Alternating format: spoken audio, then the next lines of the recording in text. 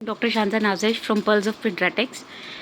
Today I am going to discuss very much important topic that is I think is the need of the time, especially during your examination period or near examination period.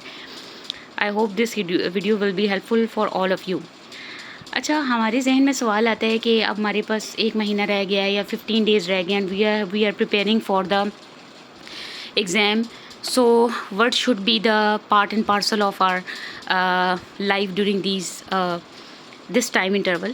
So these are the 3 volumes of 22 Nelson. I haven't read it fully, लेकिन जो treatment plan है वो और जो कुछ important topics है वो मैंने एग्ज़ाम के लिए इधर से पढ़े.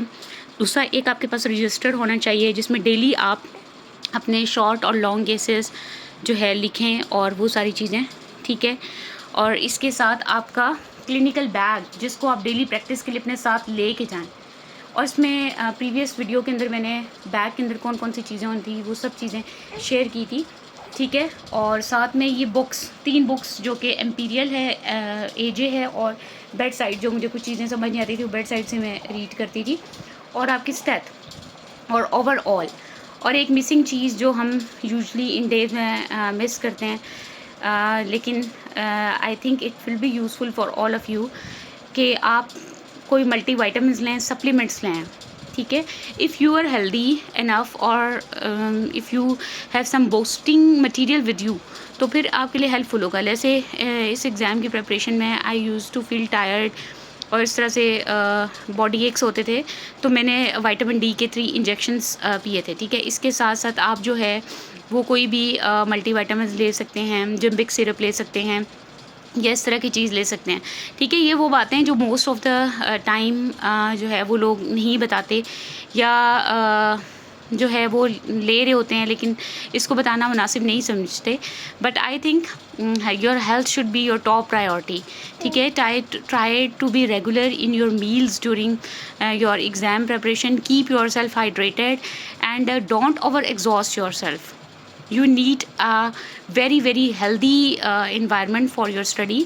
इसके लिए आपका स्टडी पार्टनर भी एनर्जेटिक होना ज़रूरी है और उसको भी आपको एनर्जेटिक रखना आप एक दूसरे की ज़िम्मेदारी समझें. सो in this way you can ace this exam.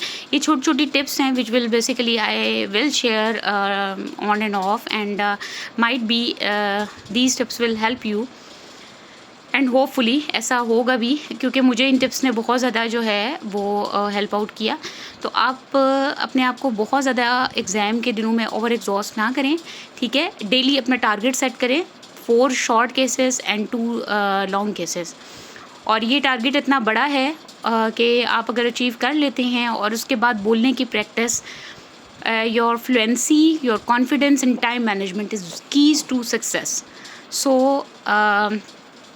all my sister and brother who are preparing for your part 2 exam FCPS, keep yourself healthy, hydrated, confident, and your time management should be very well controlled, and all the topics that you are studying or during your exam period should be revised by you, because revision is also very much important. Try to take the bedside viva, try to do or complete all your study in the hospital at the bedside. Your patient will teach you what you need to learn.